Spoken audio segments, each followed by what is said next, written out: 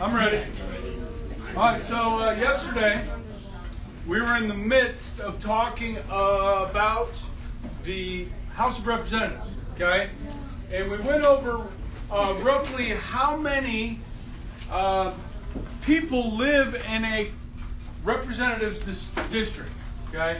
I said representatives, okay? So generally when you address somebody that serves in the House, you call them representative. Somebody serves in the Senate, you call them senator, okay? But congressmen or congresswoman would work as well for either, okay? But senators, you know, they kind of want to be called senators, okay? Yes, absolutely. Some would say elitist. That wouldn't be me, would it? Okay, so roughly how many people live in a congressperson's district today? 790,000 people, right? Okay, so you take a city like New York. Okay, and this is one of the things I kind of forgot to mention to you yesterday that I can tackle real briefly.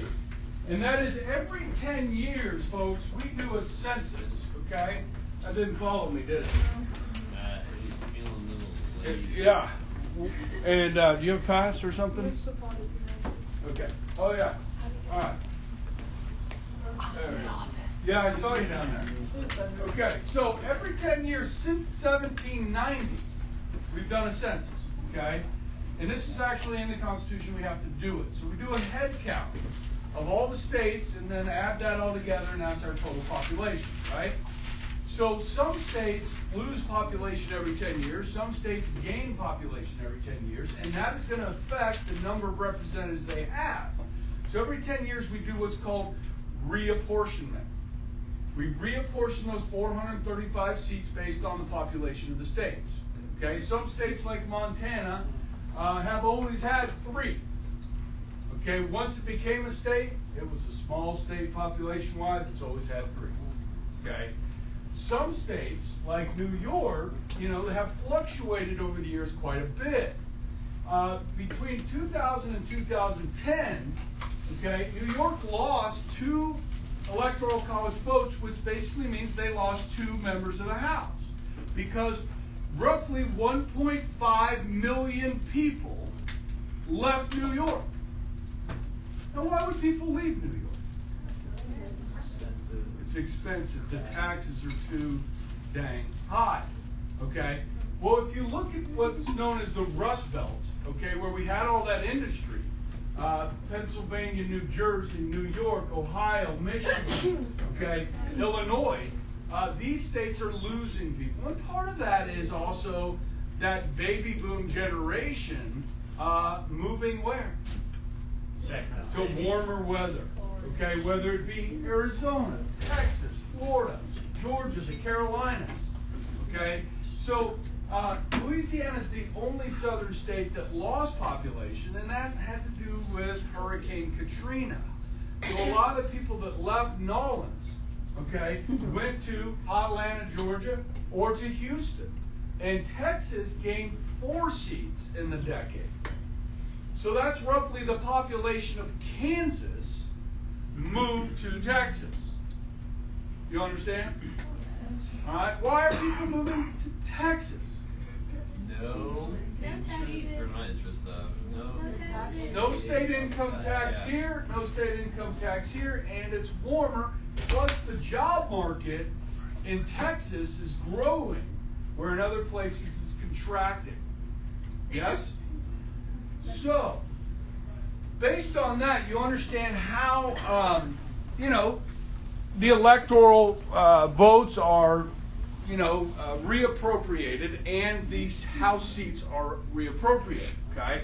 And this creates issues when it comes to how we draw the districts. So in Texas, they have to add 4 new districts in, and they're going to have to, take from some districts and create new ones. And that is a political process as well as a constitutional process that has to take place. All right, now, what is this? Okay, it's an apple. Describe this apple. It's big. It's Brown. is what? The Big Apple, New York City. Okay? In New York City, there's over 6 million people. That's a lot of apples. That's a lot of districts that have to be drawn just for the city. Okay? New York has more districts, house districts, than the state of Kansas. New York City does. Okay? Now, can you name some of the boroughs of New York City? The Bronx. Okay? The Bronx. Okay, we got Queens. Oh. You said it's, I think somebody. Huh? What else you got? Brooklyn. Brooklyn. No sleep till Brooklyn. Is there an Upper East Side? What is the Upper East Side called? Manhattan. Manhattan. Oh, duh. Upper East Side from Gossip. Exactly. And Brooklyn from Gossip. Okay? And we're going to put in here. The tri-state. Harlem. Oh. What's the big one? Oh. China. London. Long Island. Wrong country. It doesn't Really? have Chinatown. City. Has its own division? Hey, that's Dave's favorite. Oh, Servino was there. Doesn't mean he can't like Chinese people. Oh, It's yeah. All right, this Whoa. Little Italy. These are So all why isn't there This is not London if there's exactly a China? correct. Okay, this is where the Puerto Ricans live. It's just where they There are a lot of Puerto Ricans in New York City. Okay. Doesn't have a name, that's just where the No, it's, you know. Okay. All right. Now, let's say we have to draw 10 districts in New York City. Okay. Now, we're going to do a little scavenger hunt here. Okay. Let's say you are in New York City and you were doing a scavenger hunt and you were looking for a Republican, which may be a challenge. Okay. But if you, no, not necessarily. Based on what you know, not necessarily. Where might you have more luck finding a Republican? Manhattan. Manhattan. Okay. Now, if you were looking for a guaranteed, if you walk up to a person on a street in New York City, guaranteed you can find a Democrat. Any person you pick. Where? Harlem. Harlem. Okay. Good. You know, of course, we're being a little stereotypical here. Okay. But who gets to draw these district lines? So in Kansas, when we draw Kansas, as I've shown you a couple times already, right? Okay, we've got 4, 2, 3, and 1, right? Something like that. Who gets to draw that? The governor. No? So people that make Speaker the of the state House. lines. Congress. Yeah. What she said. What'd you say? No? Well, there might be a committee within this body that does it, but Let's do. And the legislative. The census. Oh. Congress. The House. The legislative branch. the state's going to do it, not the national Yeah, the government. state house. The state legislature. Come on, Tanner. Okay? In almost all the states, the state legislature gets to draw these. Now, believe it or not, guys, there are Republicans and Democrats in the state legislatures as well. Yes? Yes. Okay, so who controls the state legislature in Kansas? Republicans or Democrats? So Republicans get to draw these lines. Now, do you think the Republicans can draw these lines in such a way to make sure that 4 Republicans get elected? Yes. Who controls the state legislature in Albany, New York? Democrat. Democrats. Do you think they can draw the 10 districts in New York City to make sure that not one Republican gets elected? How does Yes. not- And let me show you how. Okay? This is a process known as gerrymandering. Okay? So, if let's say there are more Republicans in these neighborhoods. So what you do is you take a nice slice of Harlem, which has lots of Democratic voters, as does the Bronx, and then you take a little piece out of Manhattan. Okay? And what you're going to get here is a Democratic seat. Okay? We want to weaken the voting base in Manhattan. Okay? So we're going to take some more Bronx and then take a little chunk of Manhattan. You got you another Democratic seat. You take some more of Harlem, some more of Queens, and you take a nice little chunk of Manhattan, and you got a Democratic seat. Okay? You got another one here. You get some Harlem, some Chinatown, some more Queens. We're going to swing up here and take the rest of that Manhattan. Yeah, that looks funny, doesn't it? But that's a district.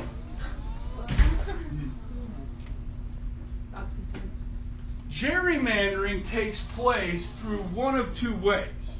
Okay? One is by consolidating your interests in one area, your voting base. Okay? So if you did one district just that was made up of Harlem, okay, you're guaranteed to get a Democratic seat and probably elect an African American Democrat. Okay, if that's what your goal is. The other is to weaken your opponent by splitting up their strengths. And that's more tending what happens, okay, is they'll weaken the opponent by splitting up their strengths. Okay, I can drive around Wichita, Kansas, and show you, if you're in the car with me, I can show you where Republicans live and where Democrats live. How many liberals do you think you'll find up in Fox Ridge? Do you? You might find a few. But generally you're going to have Republican voters in Fox Ridge. Okay? Are you following me, right? Okay, so this process of gerrymandering historically goes back to the state of Massachusetts. Okay? Now I'm really bad at drawing the state of Massachusetts. I'm really bad at drawing. No, not at all. Yeah, I can't even see that's that. what I thought. So I'm just going from memory here. Looks like a gun. Yeah, they have this little thing here, right? Yeah. Don't forget Like a about boot that. thing. There you go. Yeah. Dang. Close. Is it? Spot on. Air Just class enough. now. A little bit more curve on the end. All right. So back in 1811, in Massachusetts, the governor got to draw the districts. Okay?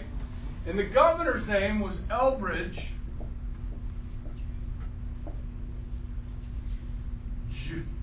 DGE Elbridge Gerry or Gary.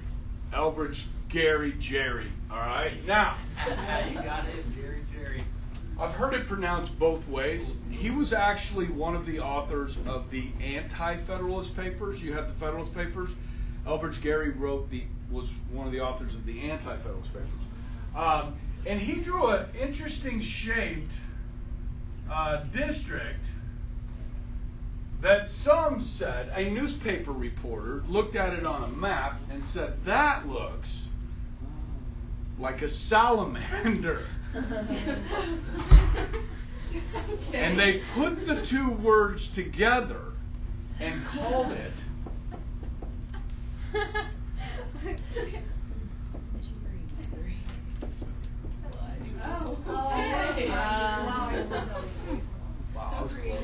I was right at you. I was ready to I spelled it like Jerry question on our test. Yeah, I mean, that's something you should know for the test. All right. Okay? Now, gerrymandering really, I think it's really a serious issue that we need to consider as a nation, okay?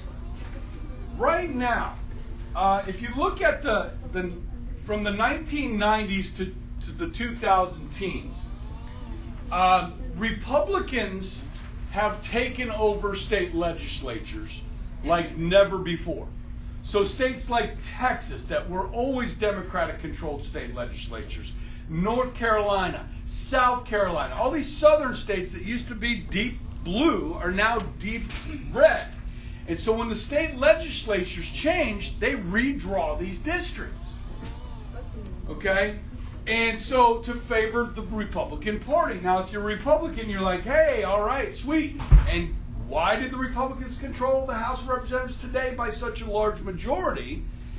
One of the reasons is because of gerrymandering.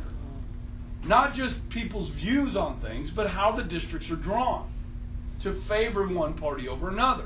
Democrats did it when they were in power. Okay?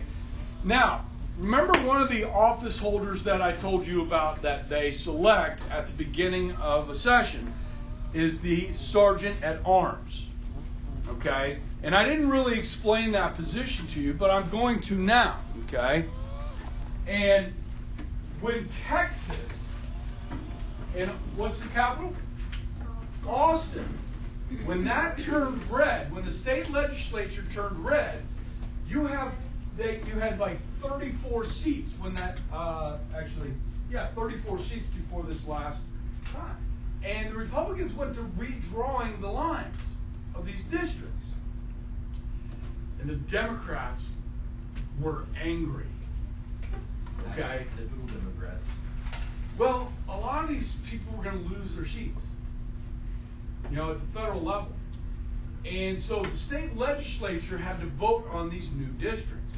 The Democrats said, we're not voting on that. And so the Democrats in the state legislature in Texas fled the state to New Mexico, went right across the border to a hotel and stayed there and told the Republicans, we're not coming back to vote on this until you change it. Why did they have to go to New Mexico?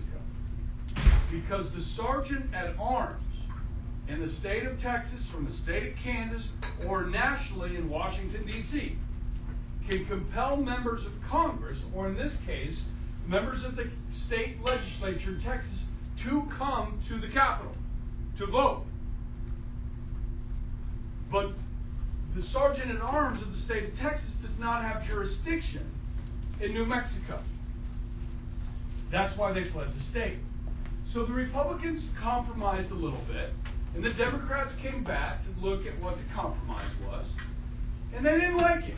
So this time, as Democrats like to do, they shared the wealth and went to Oklahoma and fled the state. Okay? Until the Republicans came more to the middle, and then they voted on it. Okay? Same thing happened in Wisconsin. Okay? Because the state legislature changed there. There's a pretty famous governor up there named Scott Walker. Okay? He ran for president. He was one of the first to drop out in 2016. But when he was elected there, the state legislature went red as well. And they changed a bunch of stuff like on teachers' unions and all kinds of things. And there were big protests. They even did a recall election of Governor Scott Walker, and he won again. Okay? But the Democrats in that state fled to Illinois because they didn't want to vote on these things. It's kind of funny. Okay?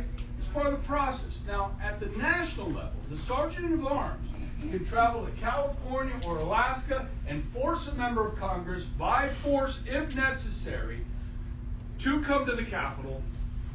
Okay, if there is what's called a quorum call, and they say, we need these members here to vote, Sergeant at Arms can go get them and bring them to the Capitol. Okay, that's that position. Where did the position, why did the position originate? They just... Because members were refusing to do their job.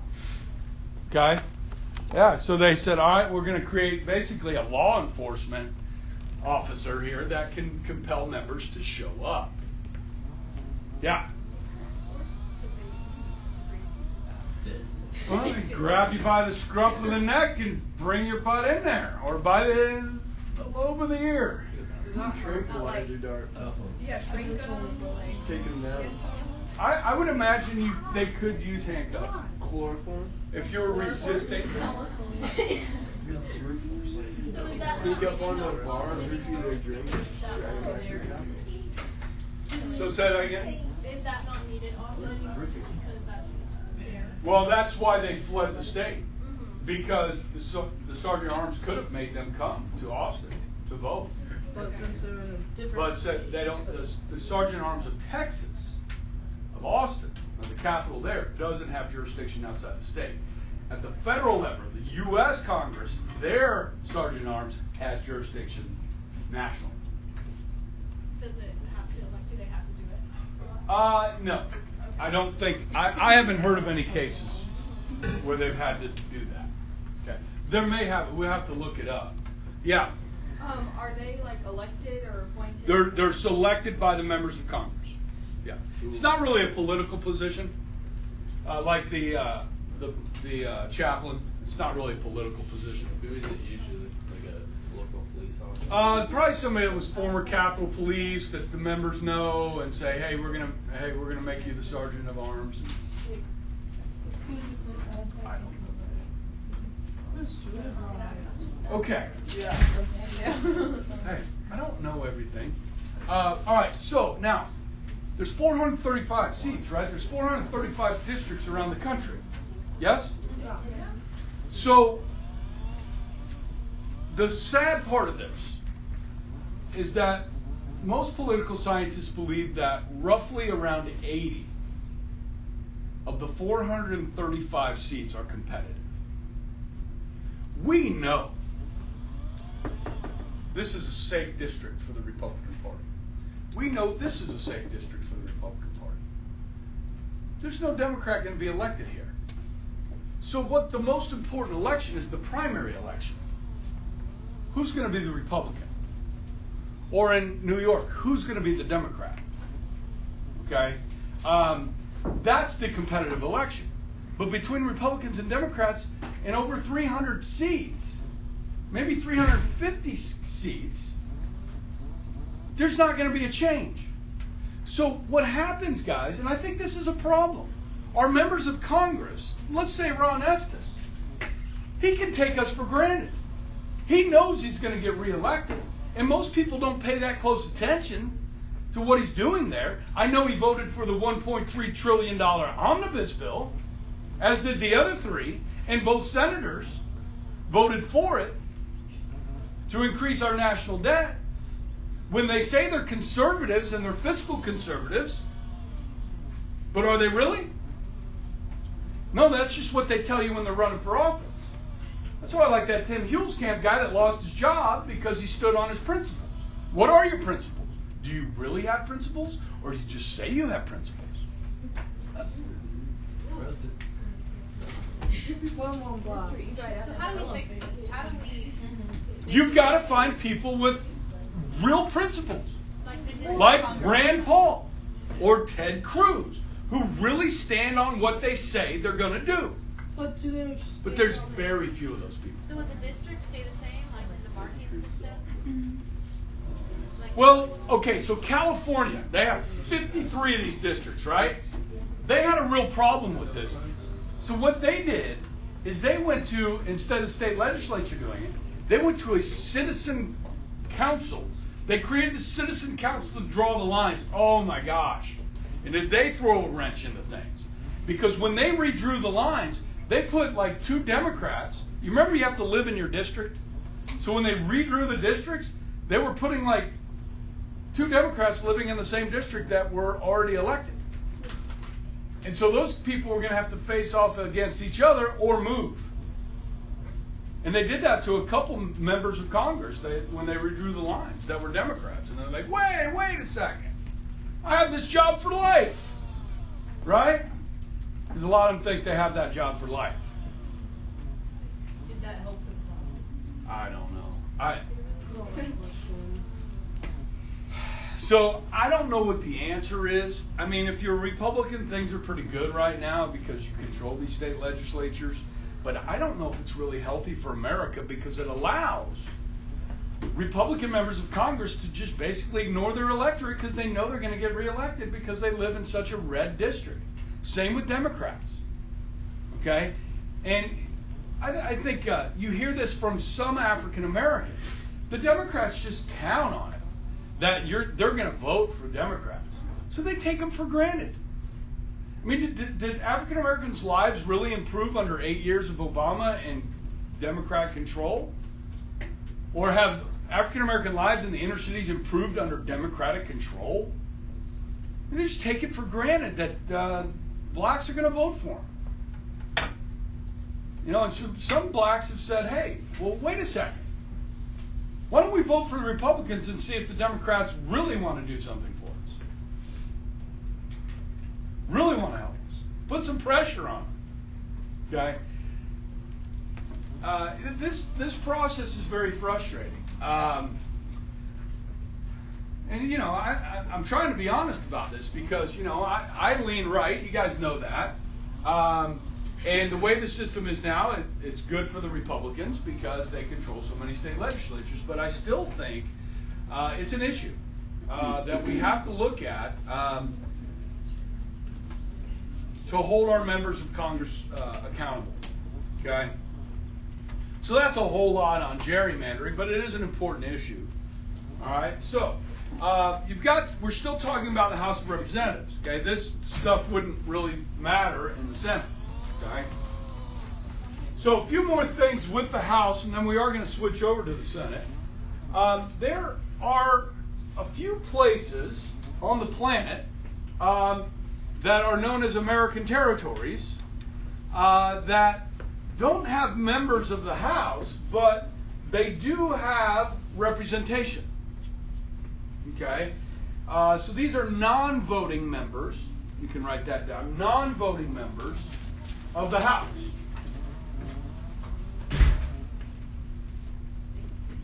And based on your knowledge, you know some of these territories.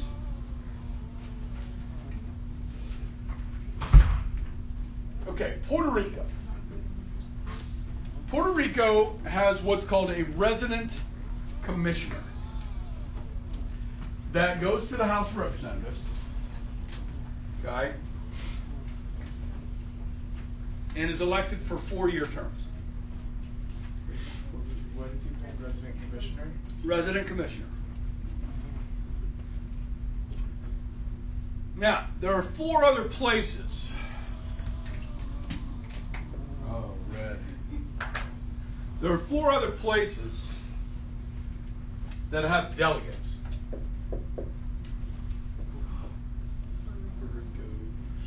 Puerto Rico has a resident commissioner. Puerto Rico's different. These other 4 places. The Virgin Islands. Guam, Virgin Islands. American Virgin Islands, right?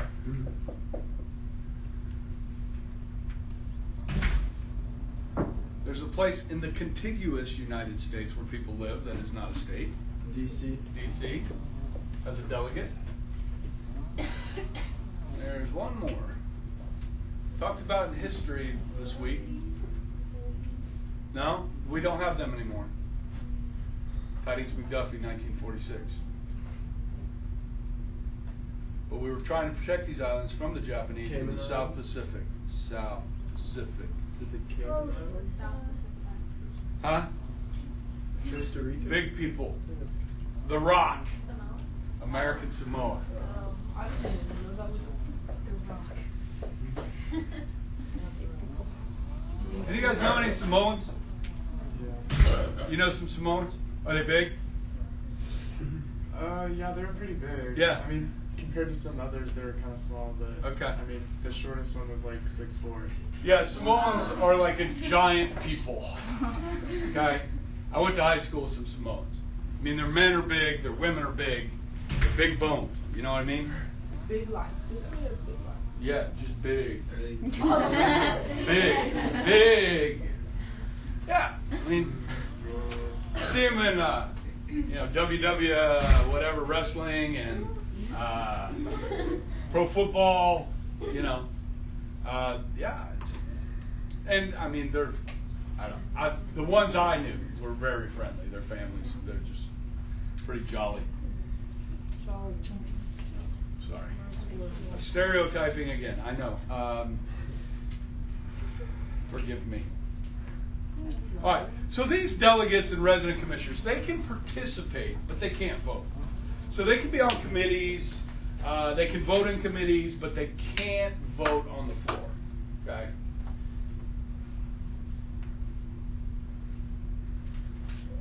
So they can vote in committees? Yeah.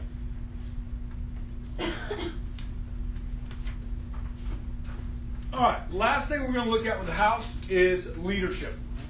And we've already talked about several of these names, and there's a page in your book that is updated with the current leadership in the House and Senate. I think page 73 maybe, I don't know. Is this the chapter where we have to memorize it? I saw that too. You'll need to know some of these names, yes. Yes, what page is that? 74. Okay, my book is not current, but I know them. So the starts top, Speaker of the House, okay? And we saw their pay is higher than the pay of anybody else in the House, right? Speaker. And as you guys may have heard, Paul Ryan is retiring.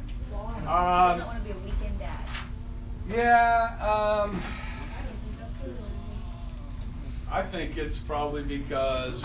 He has a mistress. I think he wants to distance himself from Trump so he can run again. You think he wants to run for president? I don't know. He doesn't want to deal with Trump. He said he never really wanted this job, but I think you're right. It does have something to do with the current political climate. Two guys kind of vying for that speaker spot if the Republicans maintain control after November are Steve Scalise. He was the one that was shot at the baseball practice. He missed, like 6 months. He was recovering. Outside of Washington D.C., was that kind of this lunatic left-winger. Went to the congressional because they play a congressional baseball game every year, Republicans versus Democrats, and the Republicans were practicing at this park in Virginia, outside of D.C., and this guy showed up and started shooting people. And thankfully, there was a Capitol policeman there that stopped him. But Scalise was shot, and shot pretty bad. He almost died. And then the other guy is Kevin McCarthy of California, who's also in the leadership right now, right? So you have in the House, which is at the bottom, McCarthy and Scalise. Scalise is the whip, and McCarthy is the majority leader, okay? Now, let me kind of explain these positions to you. So Speaker, let's start with that, okay? We've already kind of alluded to some of these things, okay? The Speaker interprets and applies the rules of the House. Okay, so you're kind of the referee. You get to interpret the rules and apply the rules. You get to decide which committees bills are sent to. Remember, every bill that's introduced gets referred to a committee. Remember when we talked about pigeonholes? So the Speaker can send it to a committee chair that he knows won't bring this bill up for a vote. He can send it to any committee he wants. It doesn't have to have anything to do with the subject matter. Does that make sense? So basically the Speaker has control over every piece of legislation, whether it lives or dies.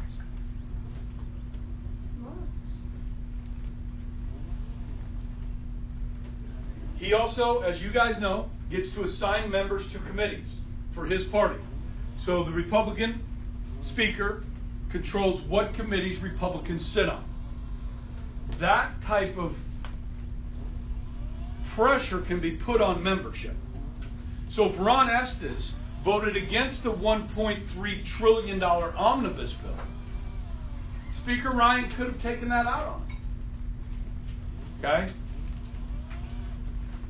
So that's kind of that whole party thing that sometimes you got to stand up to your own party. And I have a great deal of respect for members, Democrat or Republicans, that will stand up to their own leadership.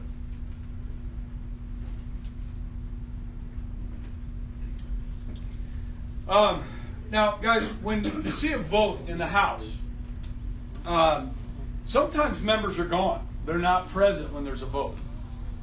So there's 435 members. Maybe only 400 will vote that day on a bill, because some of them might be off running for president or something, traveling around the country, and they're not there when the vote takes place. The Speaker has to vote if it's going to create a tie or break a tie. So if it's a very close vote, the Speaker's got to kind of be in the area to go vote in case it's going to create a tie or break a tie. He is obliged to vote. Huh? What happens if there's a tie? Then they'll do a revote. And probably some more members will show up. But there's 500, there's an odd number, so. Okay. And that's basically it for the Speaker. Okay. Now, let's drop down to Nancy Pelosi, who is the minority leader. Okay? She has some similar powers, but only over her party. So Nancy Pelosi gets to choose what committee Democrats sit on. Does that make sense? So really, she only has control over her party. She doesn't really have any control over legislation. And that's the minority leader.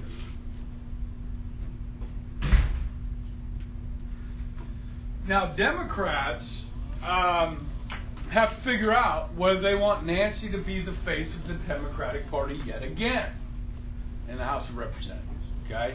And there are some Democrats you know don't like Nancy Pelosi. Don't think she's good for the face of the party. Okay?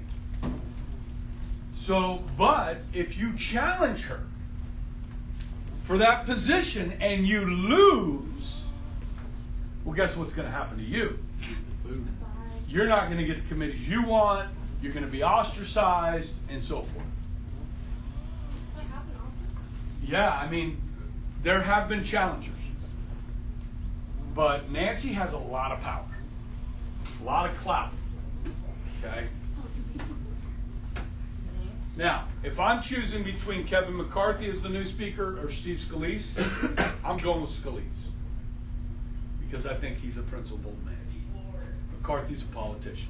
I mean, so is Scalise, but I think Scalise has a little bit more backbone, if you will. All right, let's see here. So we go to majority leader. Okay, the majority leader is Kevin McCarthy. So what does this position entail? We're just going to give a couple characteristics here. Legislative strategist. Legislative strategist is the majority leader in the House. So he's really the right-hand man of the Speaker and tries to help steer legislation through the House. He's kind of a strategist. Okay, what can we put in this bill to see if it gets passed? You know, this is what kind of getting an idea of what will work, what's going to fit.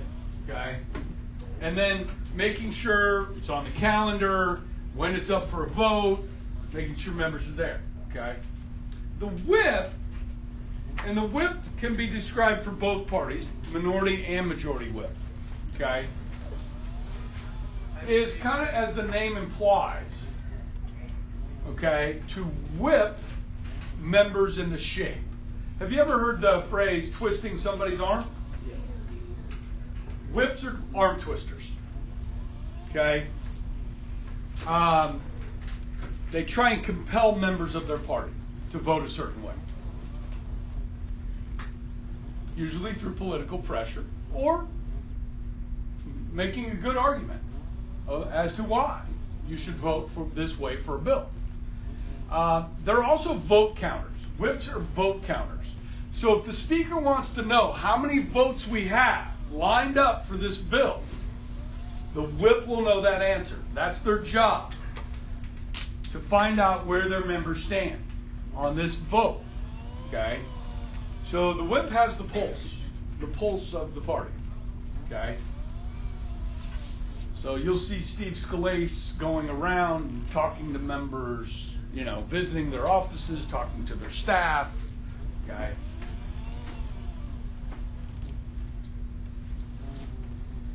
It's quite the game. Okay?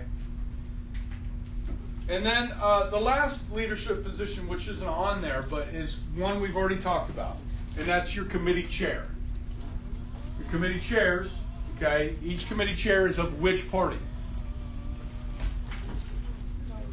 The majority party, right? And they control the committee calendar. So if the bill's never put on a calendar, it dies. Follow me? Pigeonhole.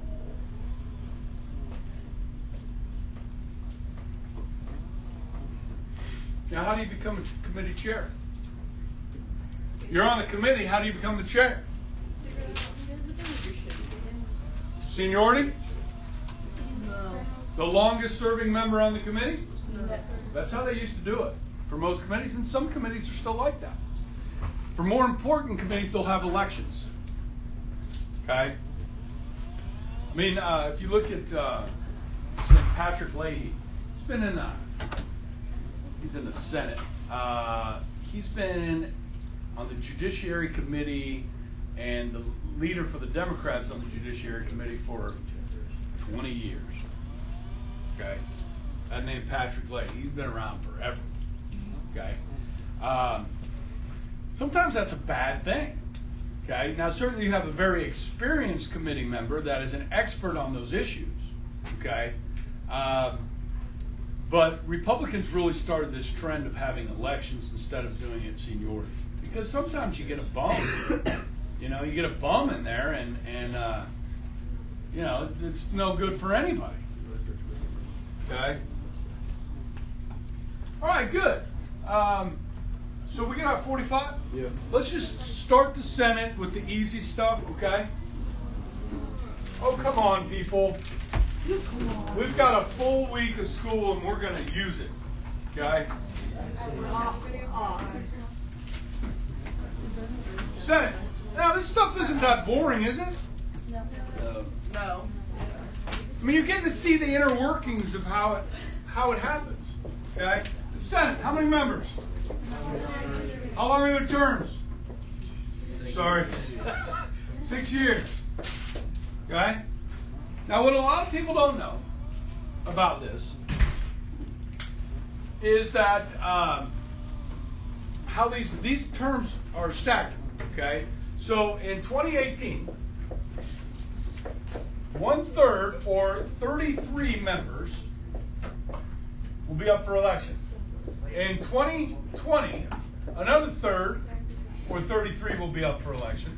In 2022, the last third, or 34 members, will be up for re-election. Their term will end. So it's staggered. So unlike the House, where if you wanted to throw all 435 out, or throw all the bums out, right, type of thing, where people are angry, and sometimes that happens, not 435, but a lot of people will lose their seats. Not very often.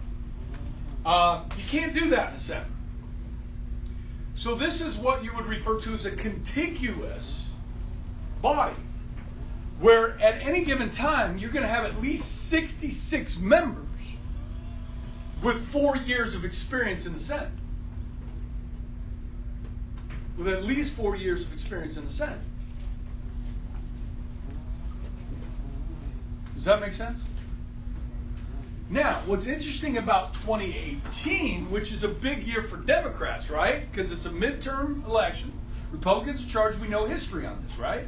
The problem for the Democrats is that the vast majority of these seats that are up in 2018 are Democrats.